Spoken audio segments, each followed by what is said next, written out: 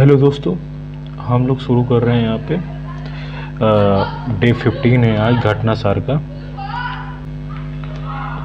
आज डे 15 है घटनासार का, तो हम लोग यहाँ पे शुरू करते हैं डे 15 में। एक्चुअली यार थोड़ा सा 1-2 दिन का ब्रेक हो गया। अब मैं कोशिश करूँगा डेली वीडियोज़ लाने की। जितना भी पीछे छूट गया है उसको मैं बहुत ही जल्दी आपको कवर करवाऊँगा, ठीक है।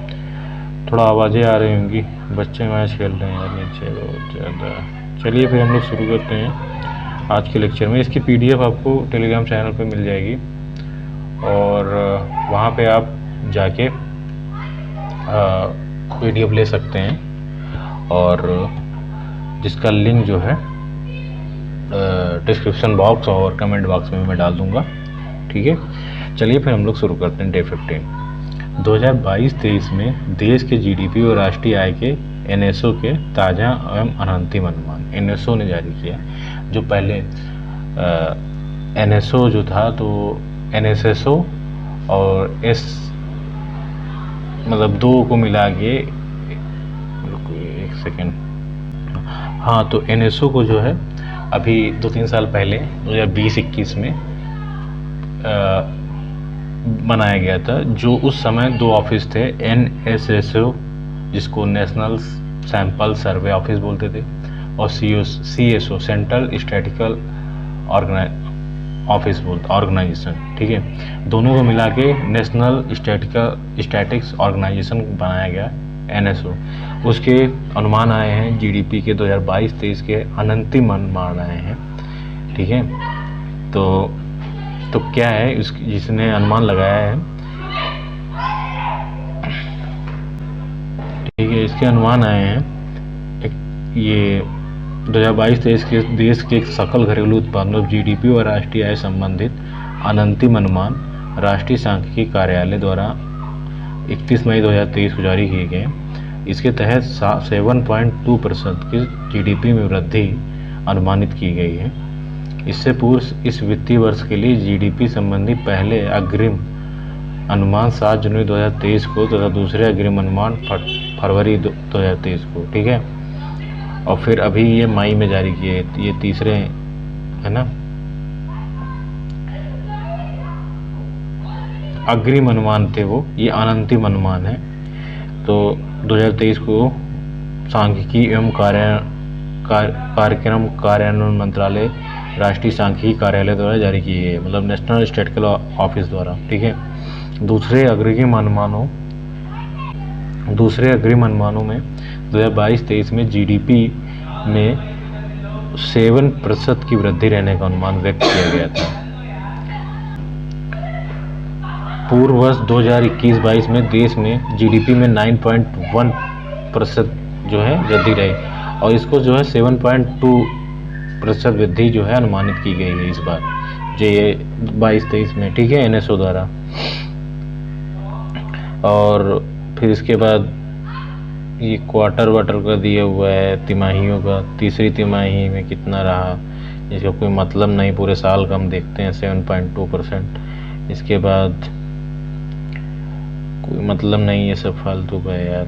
इतना सब पढ़ोगे तो फिर यही पढ़ पाओगे, और इसमें ये क्वेश्चन नहीं आने वाला है एनएसओ के अनुमान अनुसार जीडीपी कितने % रहने के। तो या फिर कथन कारण में दे देगा क्वेश्चन, या मतलब 3-4 कथन में दे देगा क्वेश्चन, 1 सही 2 सही 3 सही, है ना। तो 7.2 रहने वाली है, इतना आप ध्यान रखिए। और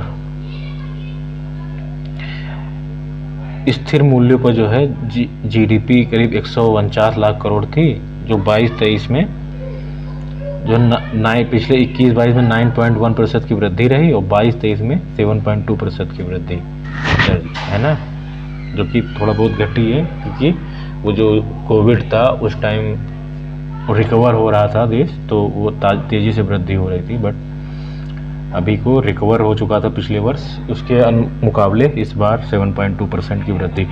आप ये जान रहे हैं ना जीडीपी की वृद्धि किस प्रकार निकाली जाती है। जीडीपी जो वृद्धि निकाली जाती है वो पिछले साल की तुलना में इस साल जो है जो वृद्धि हो रही है जीडीपी की उससे निकाली जाती है कि कितने % की वृद्धि हो रही है। जैसे पिछले साल अगर करीब 146 लाख करोड़ का हुआ जीडीपी, मतलब जीडीपी 146 लाख करोड़। इस साल के 146 लाख का कितने परसेंट बढ़ा? तो 7.2% बढ़ेगा इस साल, है ना। जैसे कभी कभी घट जाता है, तो जब घटा था कोविड के टाइम में तो करीब -21.9, करीब -22% डाउन चला गया था, -22-23%।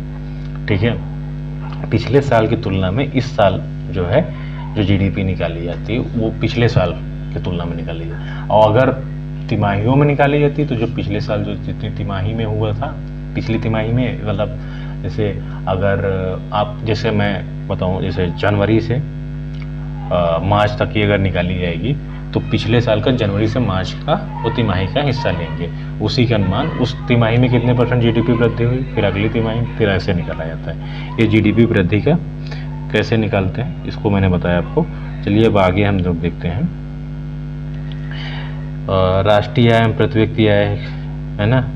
शुद्ध राष्ट्रीय आय 136 लाख करोड़ रुपए अनुमानित 2021-22 में 126 लाख करोड़ थी। ठीक है, इस स्थिर मूल्यों पर प्रति व्यक्ति आय 2022-23 में करीब 98,374 रहने का एनएसओ का ताज़ा अनंतिम आकलन है, जबकि 2021-22 में जो है ये 98,374 वार्षिक है। ठीक है, 92,583 प्रति व्यक्ति आय पिछले साल रही थी, जो कि इस साल 98,374 रुपये अनुमानित है। ठीक है, और वास्तविक प्रति व्यक्ति आय में 6.3% की वृद्धि 2022-23 में एनएसओ का आकलन है कि होगी। ठीक है, मूल्य कीमतों में सकल मूल्य संवर्धन वित्तीय वर्ष 2022-23 में स्थिर मूल्य कीमतों पर जीवीए 147 लाख करोड़ था, जो 2021-22 में 137 लाख करोड़ रहने का 137 लाख करोड़ रहने का अनुमान है। ठीक है, जीवीए मतलब ग्रॉस, जीवीए का मतलब होता है ग्रॉस वैल्यू एडेड। ठीक है, ग्रॉस वैल्यू एडेड। फिर प्रचलित मूल्यों पर राष्ट्रीय आय जो स्थिर मूल्य पर होती है वो 2011-12 जो उसकी परिपेक्ष में निकाली जाती है, स्थिर मूल्य पर वो आधार वैल्यू मानी जाती है। जो प्रचलित मूल्य या चालू मूल्यों पर जो निकाली जाती है वो पिछले वर्ष की तुलना में निकाली जाती है, और जो स्थिर मूल्य वो 2011 में वो आधार वर्ष माना जाता है उसका। ठीक है, ये अक्सर क्वेश्चन आता है कि स्थिर जो आधार वर्ष क्या माना जाता है 2011-12। ठीक है, चलिए फिर आते हैं नेक्स्ट पे। यहाँ पे है ना, हमेशा चालू कीमतों पे, प्रचलित कीमतों पे जीडीपी ज़्यादा होती है, लेकिन वहीं पे जहाँ स्थिर कीमतों में हम जो लोग देखेंगे तो वहाँ पे जीडीपी जो है चालू कीमतों के मुकाबले हमेशा कम मिलती है। ठीक है, अगर दो जीडीपी दी गई हो उसमें हमेशा ये पहचानने का एक है, स्थिर मूल्य में हमेशा कम रहेगी और चालू कीमतों में जीडीपी या प्रचलित कीमतों में जीडीपी हमेशा ज़्यादा दिखती है देश की।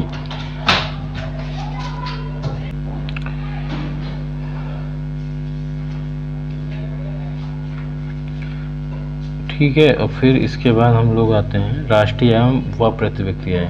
एनएसओ ने 31 मई 2023 को अंतिम अनुमानों में प्रचलित कीमतों पर 2022-23 में शुद्ध राष्ट्रीय आय 238 लाख करोड़ रुपए अनुमानित है। 2021-22 में 203 लाख करोड़ रुपए रही थी। ठीक,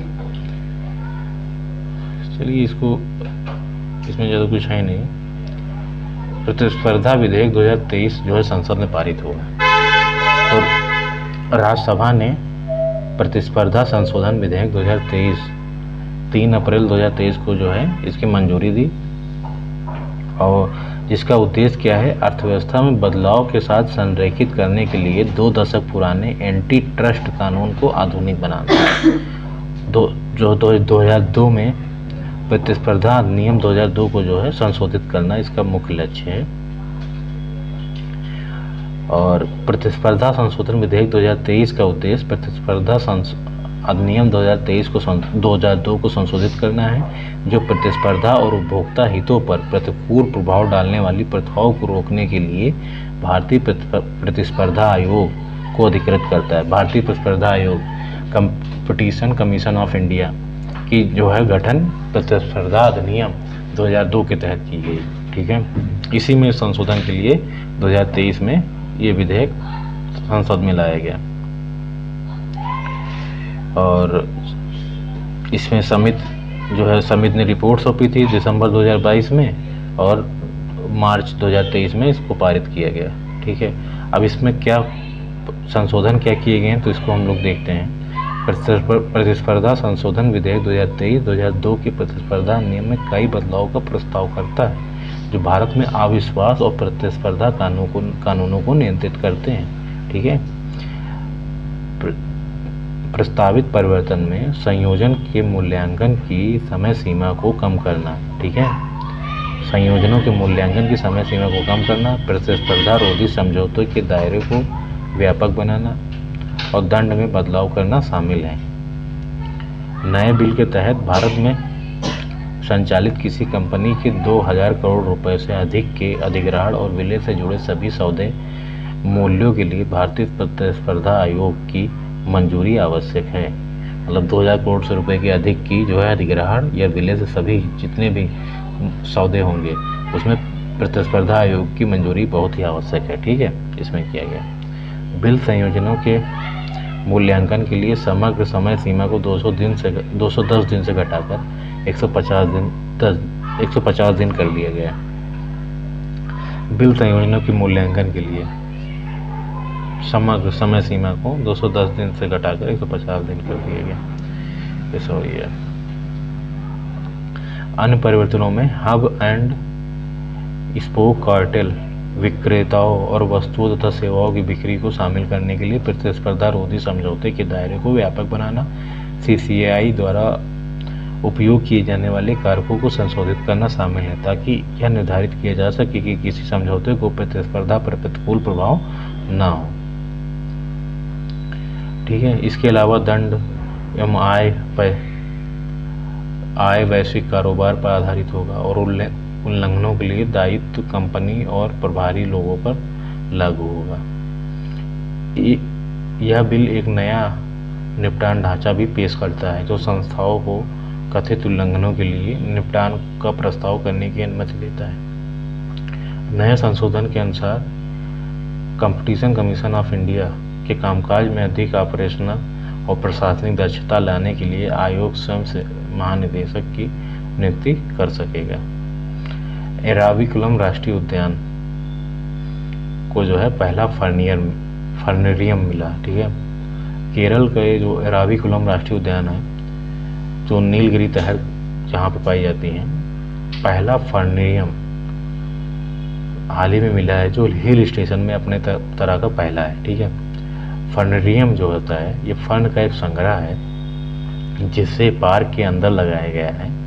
अधिकारियों के अनुसार फर्न की 52 किस्में पहले उगाई जा चुकी हैं और पार्क में पाए जाने वाले फर्न की सभी 104 किस्मों को कवर करने की योजना है। फर्नेरियम आर्केडेरियम के पास स्थित है और इसे 20 अप्रैल 2023 को जनता के लिए खोल दिया गया। एराविकुलम राष्ट्रीय उद्यान में यह पार्क की जैव विविधता के बारे में जागरूकता पैदा करेगा जो इकोटूरिज्म को बढ़ावा देगा और पार्क के संरक्षण में मदद करेगा। फर्न स्वस्थ वनों के पारिस्थितिकी संकेतक हैं। वे पौधों को एपीफाइटिक परिवार का हिस्सा हैं जो अन्य पौधों पर उगते हैं। वे पेड़ों से लीचिंग के जरिए पोषक तत्वों और पानी प्राप्त करते हैं। पार्क के अंदर पेड़ों पर बड़ी संख्या में फर्न पाए जा सकते हैं जो एक स्वस्थ जंगल का संकेत है। वे पेड़ों से लीचिंग के जरिए पोषक तत्व और पानी प्राप्त करते हैं। पार्क के अंदर पेड़ों पर बड़ी संख्या में फर्न पाए जा सकते हैं जो एक स्वस्थ जंगल का संकेत है। एराविकुलम राष्ट्रीय उद्यान जो भारत के केरल के इडुक्की और एर्नाकुलम जिलों में स्थित एक राष्ट्रीय उद्यान है। 1978 में स्थापित यह राज्य का पहला राष्ट्रीय उद्यान है।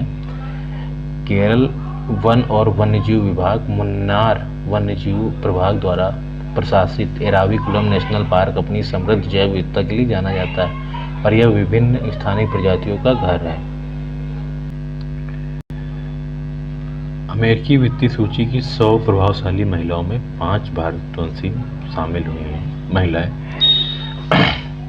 अमेरिका में भारतीय मूल की 5 महिलाओं कार्यकारी अधिकारियों ने वित्तीय सेवा उद्योग में प्रमुख स्थान पाने और उसके भविष्य को आकार देने में मदद के लिए बैरन की प्रतिष्ठित अमेरिकी वित्तीय सूची में 100 सबसे प्रभावशाली महिलाओं को जगह बनाई।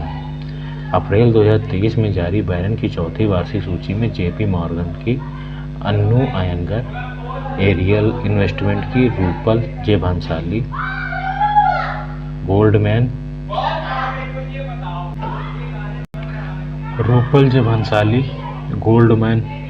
सैक्स ग्रुप की जो है मीना लकड़वाला, फ्रैंकलिन टेम्पलेटन की सोनल देसाई और बोफा सिक्योरिटीज की सविता सुब्रमण्यम शामिल है। ठीक है।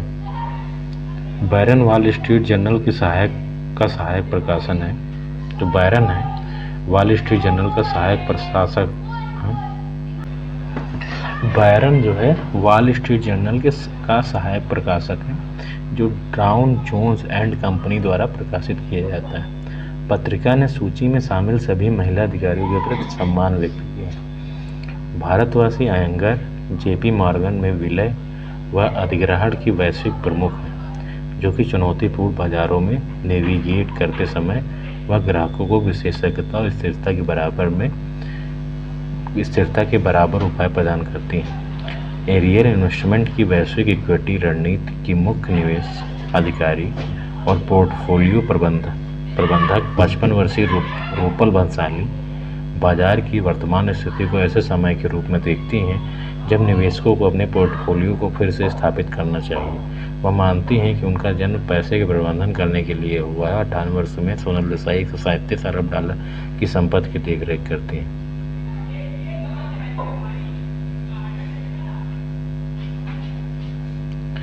विदेश व्यापार नीति 2023-24। भारत सरकार ने 31 मार्च 2023 को अपनी नई विदेश व्यापार नीति की घोषणा की। ठीक है। विदेश व्यापार नीति 2023-24,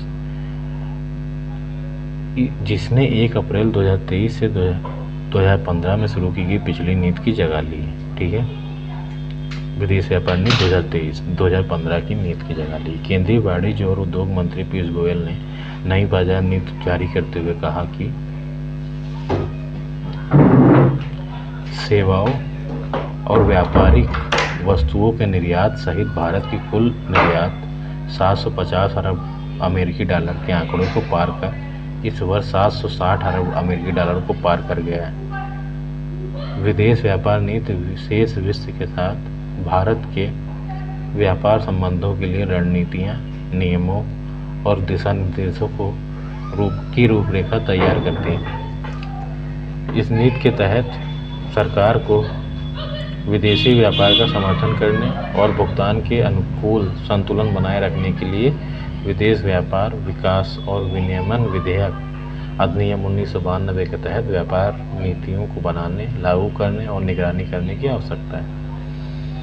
नई विदेश व्यापार नीति में 2030 तक भारत के कुल निर्यात को $2 ट्रिलियन तक बढ़ाने का महत्वाकांक्षी लक्ष्य निर्धारित किया गया है, जिसमें व्यापारिक और सेवा क्षेत्रों में समान योगदान है। नई नीति का उद्देश्य निर्यात प्रक्रिया को सरल बनाना, लेन देन की लागत को कम करना और व्यापार संचालन को आसान बनाने के लिए पहल शुरू करना है। इसके अतिरिक्त इसका उद्देश्य अतिरिक्त निर्यात हब विकसित करना, निर्यात को राज्यों, जिलों और भारतीय मिशनों के बीच सहयोग बढ़ाना है। नई विदेश व्यापार नीति 4 प्रमुख स्तंभों पर टिकी है। सबसे पहले इसका उद्देश्य निर्यात को बढ़ावा देने की प्रोत्साहन आधारित प्रणाली को छूट और पात्रता आधारित व्यवस्थाओं से बदलना। दूसरे, इसका उद्देश्य निर्यात को राज्यों, जिलों और भारतीय मिशनों के बीच सहयोग को बढ़ाना है। तीसरा, इसका उद्देश्य लेन देन की लागत को कम करना और व्यापार संचालन में सरलता के लिए पहल शुरू करना है। अंत में इसका उद्देश्य देश के सभी हिस्सों से निर्यात को बढ़ावा देने के लिए अतिरिक्त निर्यात हब विकसित करना है। नई नीति विशेष रसायन, जीव सामग्री, उपकरण और प्रौद्योगिकी श्रेणी के अंतर्गत आने वाली वस्तुओं के लिए निर्यात प्रक्रिया को सरल बनाने का भी प्रयास करती है। यहाँ स्कोमेट मतलब स्कोमेट का मतलब special chemical organism material equipment and technology, दोहरे उपयोग, सिविलियन या मिलिट्री वाली वस्तु, ठीक है, वस्तुएं। जुलाई 2022 में भारतीय रिजर्व बैंक द्वारा पेश किए गए एक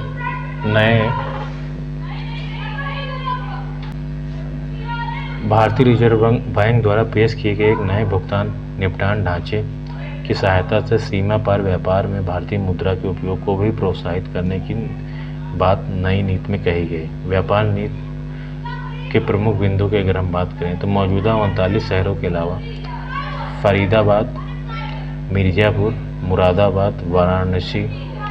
जो फरीदाबाद है वो परिधान के लिए फेमस है, मिर्ज़ापुर हाथ से बने कारपेट, मुरादाबाद कारपेट के लिए, वाराणसी हैंडलूम के लिए और हैंडीक्राफ्ट के लिए। इन 4 नए शहरों को टाउन ऑफ एक्सपोर्ट एक्सीलेंस के रूप में नामित किया गया है। इन शहरों के पास MAI मार्केट एक्सेस इनिशिएटिव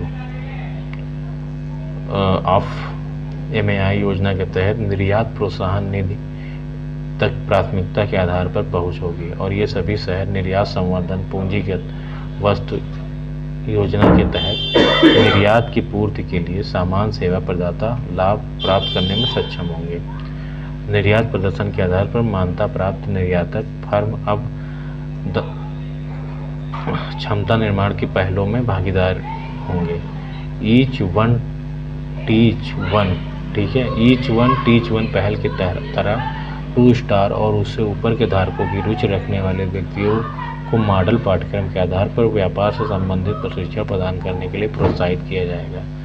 इससे भारत को 2030 से पहले $5 ट्रिलियन की अर्थव्यवस्था बनाने में एक सक्षम व कुशल जनशक्ति का बड़ा पूल बनाने में मदद मिलेगी।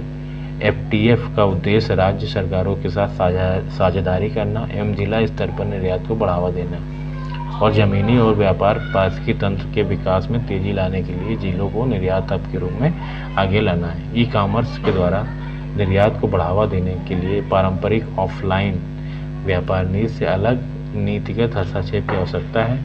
विभिन्न अनुमानों के अनुसार 2030 तक देश के ई-कॉमर्स निर्यात की क्षमता $200 से $300 बिलियन तक की सीमा तक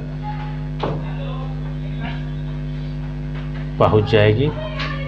FTP 2023 ई-कॉमर्स हब और संबंधित तत्वों जैसे भुगतान के समाधान, बुक कीपिंग, रिटर्न पॉलिसी और निर्यात बाध्यता के रोडमैप के रूप में तैयार करता है। चलिए 7 राज्यों में PM मित्र मेगा टेक्सटाइल पार्क को मंजूरी, ये हम लोग नेक्स्ट लेक्चर में करेंगे और आज यहीं पे हम लोग रोकते हैं, ठीक है।